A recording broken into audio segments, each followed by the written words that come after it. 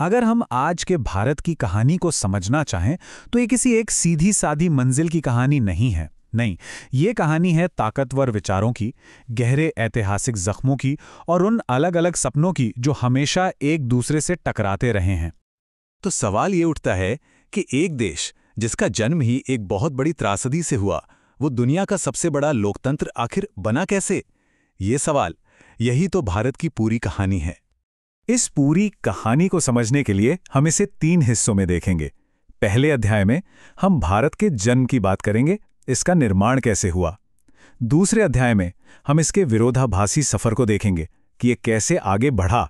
और आखिर में हम ये समझने की कोशिश करेंगे कि आज इस मोड़ पर भारत किस चौराहे पर खड़ा है। तो चलिए शुरू करते हैं भारत की कहानी की शुरुआत से।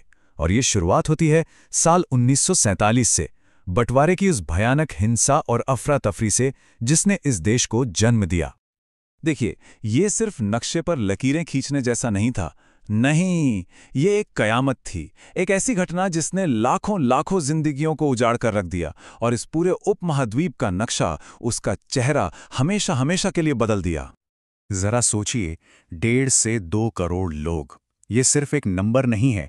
ये उन करोड़ों लोगों की दास्तां है जो रातों रात अपने ही घर में, अपनी ही जमीन पर बेगाने हो गए, शरणार्थी बन गए। और ये सब कुछ अचानक नहीं हुआ, इसकी जड़ें तो दशकों पुरानी थीं। 1909 में ही अंग्रेजों ने सियासत में धर्म का जहर घोल दिया था। और फिर 1947 में जब उन्होंने जल्दबाजी में देश छोड़ने का फैसला किया तो बस अफरा तफरी मच गई। और सबसे बड़ी, सबसे क्रूर विडंबना तो ये थी कि जो बॉर्डर लाइन थी, जिसे रैडक्लिफ लाइन कहते हैं, वो आज़ादी के 2 दिन बाद छापी गई। सोचिए, लाखों लोगों को ये पता ही नहीं था कि उनका घर भारत में है या पाकिस्तान में। और यहीं इसी राख में भारत की कहानी का सबसे बड़ा विरोधाभास छुपा है। जिस मजहबी नफरत की आग ने देश को जलाया था ना, उसी आग ने भारत बनाने वालों को एक बात साफ कर दी कि अगर इस देश को बचाना है तो सिर्फ एक ही रास्ता है, एक सेक्युलर रिपब्लिक। एक ऐसा देश जहां सरकार का कोई धर्म ना हो, जहां संविधान सबसे ऊपर हो। ये कोई खूबसूरत सपना नहीं था, ये जिंदा रहने की शर्त थी। तो ठीक है, सरहदें तो खिंच गईं, लेकिन अब असली लड़ाई शुरू हुई थी। लड़ाई भारत की रूह के लिए, एक वैचारिक जंग कि आखिर ये नया देश, ये भारत होगा कैसा, इसका मतलब क्या होगा। और इस बहस के केंद्र में थे 2 बहुत बड़े नाम, जिनकी सोच भारत को लेकर एक दूसरे से बिल्कुल जुदा थी। एक तरफ थे गांधी, जिनका सपना था ग्राम स्वराज का, मतलब आत्मनिर्भर गांव का भारत। और दूसरी तरफ थे नेहरू, जिनका विजन था एक मॉडर्न इंडस्ट्रियल भारत का, जो विज्ञान, बड़े बड़े बांधों और कारखानों के दम पर आगे बढ़ेगा। नेहरू के ये शब्द साफ बताते हैं कि पलड़ा किस तरफ झुका। उन्होंने गांधी के रास्ते को एक तरफ रखकर एक मजबूत, सेंट्रलाइज्ड और इंडस्ट्रियल भारत का रास्ता चुना। और बस इसी फैसले ने आजादी के बाद दशकों तक के लिए भारत की दिशा तय कर दी। लेकिन रुकिए, भारत का विचार सिर्फ गांधी और नेहरू के बीच की बहस नहीं था। इसमें और भी कई बड़ी आवाजें थीं। B.R. अम्बेडकर थे, जिन्होंने चेताया कि जब तक समाज में बराबरी नहीं होगी, राजनीतिक आजादी अधूरी है। टैगोर थे, जो तंग राष्ट्रवाद के खिलाफ थे और इंसानियत को सबसे ऊपर रखते थे। और विवेकानंद थे, जिन्होंने देश में एक आध्यात्मिक आत्मसम्मान जगाया। तो असल में इन सभी अलग अलग विचारों के टकराव और मेल से ही भारत की असली नींव रखी गई। तो ये तो हुई भारत के विचार की बात। अब चलते हैं इसके आर्थिक सफर पे। एक ऐसी कहानी जो बंदिशों से शुरू होती है और एक जबरदस्त तूफानी बदलाव तक पहुंचती है। आजादी के बाद कई दशकों तक भारत की इकोनॉमी एक चीज में जकड़ी रही, जिसे कहते हैं लाइसेंस राज। मतलब कोई भी काम शुरू करना हो, छोटा या बड़ा, उसके लिए सरकारी इजाजत चाहिए। और इसका नतीजा क्या निकला?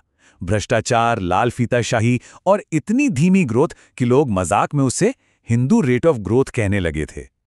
और फिर आया साल 1991, एक ऐसा मोड़ जब लगा कि सब कुछ बिखर जाएगा। खाड़ी युद्ध की वजह से तेल के दाम आसमान पर थे। भारत का सबसे बड़ा व्यापारिक दोस्त सोवियत यूनियन टूट चुका था। देश का खजाना बिल्कुल खाली हो गया था। हालत इतनी ज्यादा खराब हो गई थी कि भारत को अपना सोना तक गिरवी रखना पड़ गया था। देश के पास सिर्फ और सिर्फ 3 हफ्ते का जरूरी सामान आयात करने के पैसे बचे थे। ये एक देश के लिए बहुत बड़ा संकट का समय था और इसी संकट ने एक बहुत बड़े, एक ऐतिहासिक बदलाव की जमीन तैयार की। इस गहरे संकट से निकलने के लिए भारत ने वो किया जिसकी किसी ने उम्मीद नहीं की थी। लाइसेंस राज की जंजीरों को तोड़ दिया गया, दुनिया भर के निवेश के लिए दरवाजे खोल दिए गए और पहली बार प्राइवेट सेक्टर को देश के विकास का एक जरूरी इंजन माना गया। ये भारत की आर्थिक कहानी का सबसे बड़ा टर्निंग पॉइंट था। सुधार तो हुए और अर्थव्यवस्था पटरी पर भी लौटी, लेकिन इसका एक नतीजा ऐसा भी निकला जिसके बारे में शायद सोचा नहीं गया था। परमिट राज तो खत्म हुआ, पर उसकी जगह एक नए बिलियनर राज ने ले ली, जहां देश की दौलत कुछ ही हाथों में सिमट कर रह गई। और बस यहीं से शुरू होता है आज के भारत का सबसे बड़ा विरोधाभास। एक तरफ दुनिया में सबसे तेजी से बढ़ती हुई इकोनॉमी और दूसरी तरफ अमीर और गरीब के बीच बढ़ती खाई और करोड़ों बेरोजगार नौजवान। आंकड़ों को देखें तो कहानी बहुत शानदार लगती है। भारत दुनिया की सबसे तेजी से बढ़ने वाली बड़ी इकोनॉमीज में से एक है। हेडलाइंस में हर तरफ तरक्की की ही बात होती है। लेकिन इस चमकती हुई तस्वीर के पीछे का सच क्या है? सच ये है, देश की 40% से ज्यादा दौलत पर सिर्फ ऊपर के 1% लोगों का कब्जा है और नीचे की 90% आबादी के हिस्से में 20% से भी कम आता है। ये खाई लगातार बढ़ती जा रही है। और इस बढ़ती हुई असमानता का सबसे कड़वा सच झेल रहा है देश का नौजवान।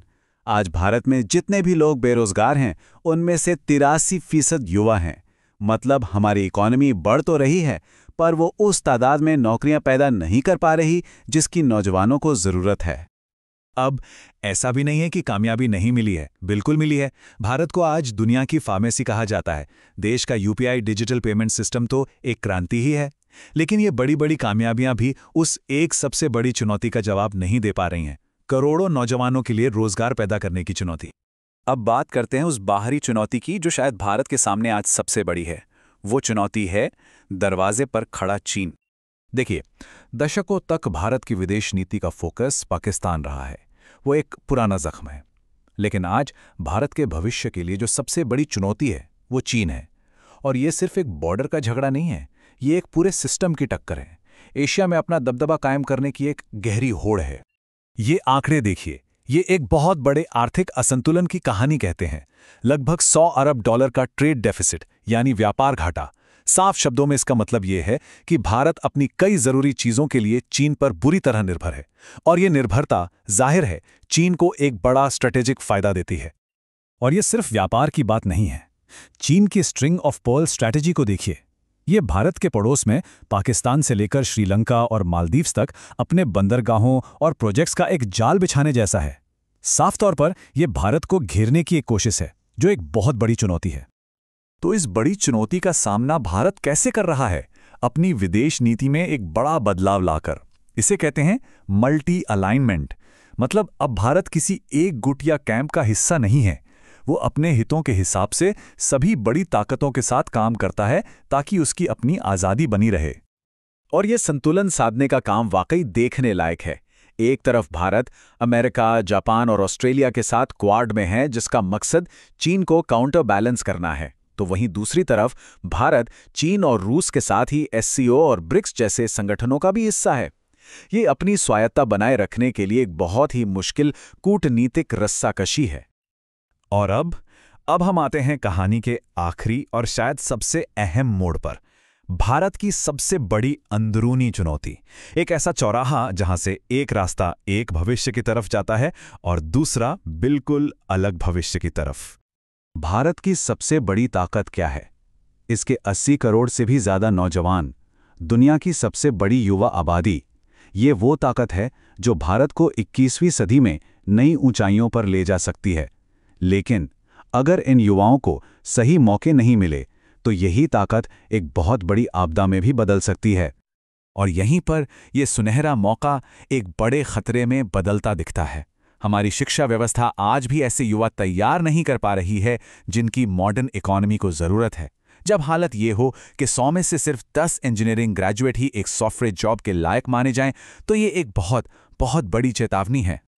तो आज भारत के सामने दो बिल्कुल साफ रास्ते हैं। एक रास्ता इंडियन सेंचुरी का है, जहां देश अपनी युवा आबादी के दम पर एक खुशहाल और खुला समाज बनता है। और दूसरा रास्ता है एक डेमोग्राफिक डिजास्टर का, एक ऐसी आपदा का जहां बेरोजगारी और सामाजिक तनाव देश की तरक्की को रोक देते हैं। फैसला भारत को करना है कि वो किस रास्ते पर चलेगा। और असल में ये लड़ाई सिर्फ इकोनॉमी या नौकरियों की नहीं है, ये लड़ाई भारत की पहचान की है। सवाल यह है कि क्या भारत वैसा ही रहेगा जैसा उसके संविधान ने उसे बनाया था, एक ऐसा देश जहां हर धर्म, हर विचार के लिए जगह हो, या फिर वो एक बहुसंख्यकवादी देश की राह पर आगे बढ़ेगा? इसी एक सवाल का जवाब भारत का मुस्तकबिल तय करेगा। और हम आपको इसी आखिरी सवाल के साथ छोड़ जाते हैं, क्या कोई भी देश दुनिया की बड़ी बड़ी समस्याओं को तब तक सुलझा सकता है जब तक वो अपनी अंदरूनी गुत्थियों को न सुलझा ले? भारत का जवाब जो भी होगा उस पर सिर्फ भारत की ही नहीं बल्कि पूरी दुनिया की नजरें टिकी हुई हैं।